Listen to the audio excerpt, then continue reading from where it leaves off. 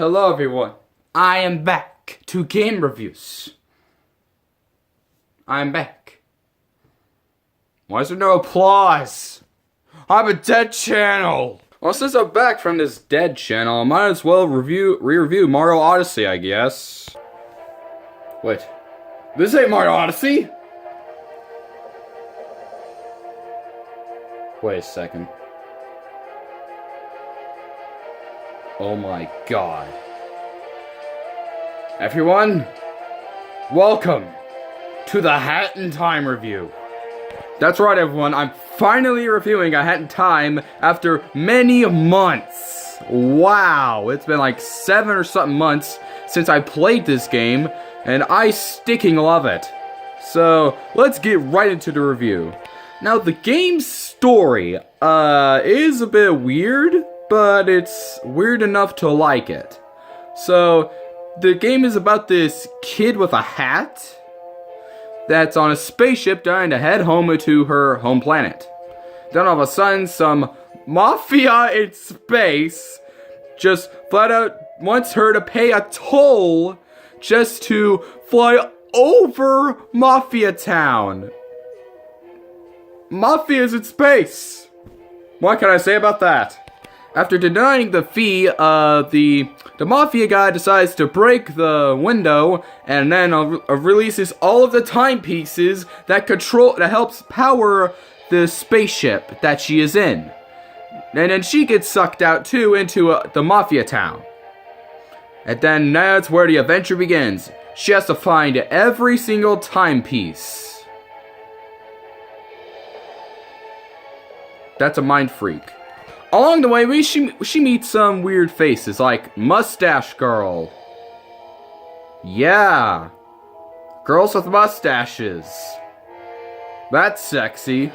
But a little bit after beating the world, she pretty much just wants to rid all of bad guys, so she decides to go on her own and try to get the timepieces for herself.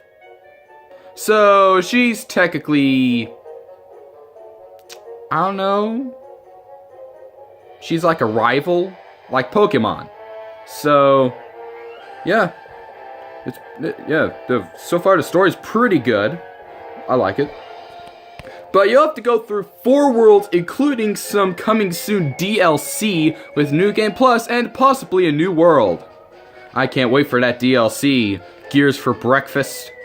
I actually do want Gears for breakfast. I wonder how they taste. Now, the game is pretty much a 3D platformer from the indie studio Gears for Breakfast, as I mentioned before. Now, this game looks really good. There's not that much of a backstory. It's pretty much some indie studio that got funded on Kickstarter. One of the places where Shovel Knight was born, many famous indie characters are born. From Shantae F. Genie Hero, well, technically she was already exist. I don't know what I'm just doing. But yeah, the Kickstarter was funded very good, and it became a good success. So it was originally going to release in like around 2014, but eventually it was slated to release in 2017, around the end of that year. And this game is really, really good. Heck, I'm pretty sure it sold like 2 to 1 million copies. That's really good. So, this game is quite a collectathon, except there's not that many timepieces. There's only, like, as I mentioned before, 40 timepieces. Which is, honestly, a tad bit short for a 3D platformer, honestly. Like, I know so many great games that have been out there, like Banjo-Kazooie, Donkey Kong 64, Mario 64, and many others. But this one kind of stood out to me for quite a while.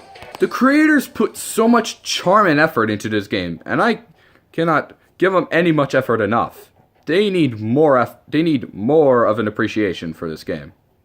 However, what worried me the most was that it would be too similar to Mario Odyssey. But when I played it, it did not feel like Mario Odyssey at all. It's more different than Mario Odyssey. Because in Mario, you just throw Cappy around like a weirdo, but in this game, you don't throw a hat. Instead, the hats give you unique abilities. No, not possessing people, like Satan. Instead, hats allow her to have her abilities. Her normal hat allows her to So to find her goal and find timepieces, while the other wing cap gives you speed, and while the invisibility cap lets you see things that are invisible that you cannot touch. Now, there's enemies in the game which you can kill with an umbrella, which is pretty funny. All we need is a gun, and she'll be successful. Work on it, Gears, for breakfast. Give her a gun. Now, one thing I wished for the weapon is that you could switch out weapons. Like, give us unique weapons, maybe like an umbrella or maybe a key. I know you can attack with a key, but that's pretty much it. The only weapon that there is an umbrella. Well, there's also the pounce attack. Not that kind of pounce, where it just dives straight into an enemy and just flat out RKO them. And it's actually pretty cool for a little girl with a hat. That's pretty impressive. All the characters in this game are very, very memorable, like the Snatcher, voiced by Young Goose, whatever that guy's name is. I don't know him, but one of my favorite one was one of the studio people in Space World or something. I forgot. The manager. The manager is voiced by JonTron, which is pretty cool, but sadly he was kicked out of the ukulele. And they say they kicked him out of ukulele for the controversy that started with JonTron talking about politics. Pfft. That's pretty stupid. But I'm glad they kept JonTron in the game. Pretty cool voice actor, John. Now, for some reason, the game was only released on PC for a limited time, and then it came out on Xbox and PS4, in which PS4 released first before the Xbox One version. Now, this game I never got to touch upon because I never heard of it. That's until my good old friend G-Man Rocks came around and helped me do me a favor around Christmas, and he decided to help me get the game, which I credit G-Man Rocks for helping me get this game. It's really appreciative of him. Thank you very much, buddy. I do hope there's a Switch port coming around our time soon. And heck, maybe even some physical releases. Maybe? I don't know. This game's really good. It should. Now, the game's art direction is beautiful as hell. It looks something off of some goofy video game cartoon-esque like Conker, or Banjo, or Rayman, or Mario, or Donkey Kong, etc., etc. Now, some of the music, only a tiny amount of it was composed by Grant Kirkhope, while the other composers, I don't know who composed the soundtrack, but I know some of it's done by Grant Kirkhope. He done good. He should compose the whole thing, but hey, don't be greedy. That's the thing. Now, there's like 10 timepieces per world. And there's also these special levels in certain levels after you beat them. In a certain world. And these ones kind of take time. But the later ones around the end game take like around 10 to 20 minutes to find. Which I am not angry. This game is very long and it takes 3D platforming to a serious level. And that is very good, and I like that and appreciate that.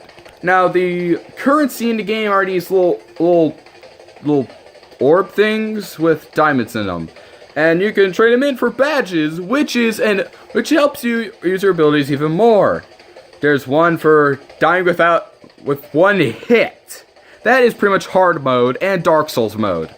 See, everything can be Dark Souls, am I right, fam? But there's also the not bump dive mode, where you can dive into stuff without having any bump lag or something. I don't know. Now the game does have some lore behind it about Hat Kid, but that's a thing for another time. That's for someone else to figure out.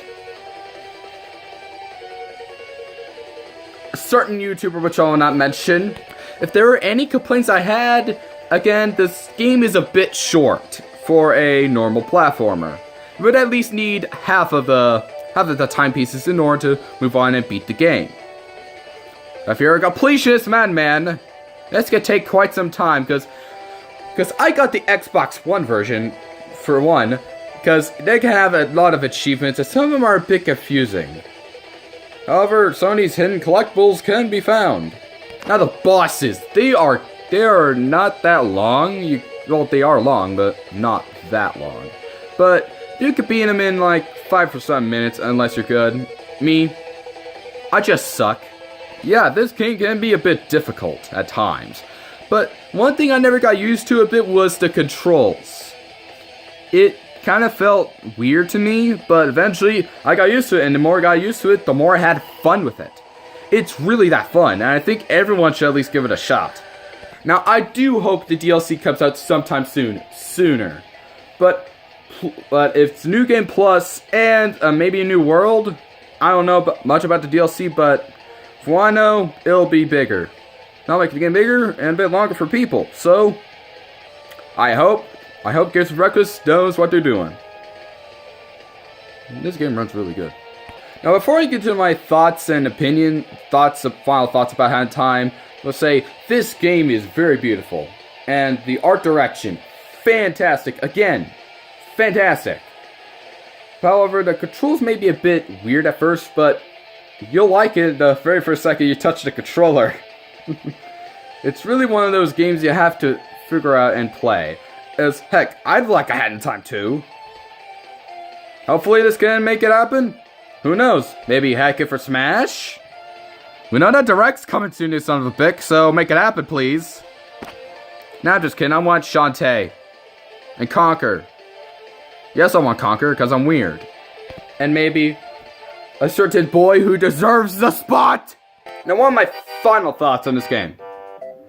It is really great. I cannot believe I never heard of this game. It is one of those games you have to touch upon in order to figure out why people love it. It's really that great, and I think people say it's better than Ukulele. I wouldn't say that because I haven't touched upon Ukulele yet. I'm just waiting for a physical release for the Switch. Because it's getting done by limited games! Limited run! Why? Aside of that, ignore that. Gosh dang it. Hat in Time is one of those games you have to touch upon. Because this game's really great. Music, awesome. Gameplay, fantastic. The controls, okay. I wouldn't say they're the greatest thing in the world, but hey, at least it works well for me. Not like Mr. Orange Dog that spins like Dark Souls. But that game is another time, I swear. I will get to it soon. I have played the games on my Switch. I'll get to them soon.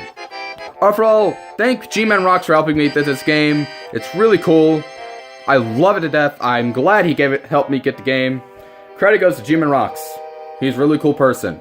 With that said, I finally give this game the rating of a 9.5 out of 10.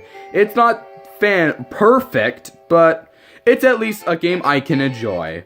Now, thank you all so much for watching. I'm glad I'm back to doing another game review after, what, 3 months?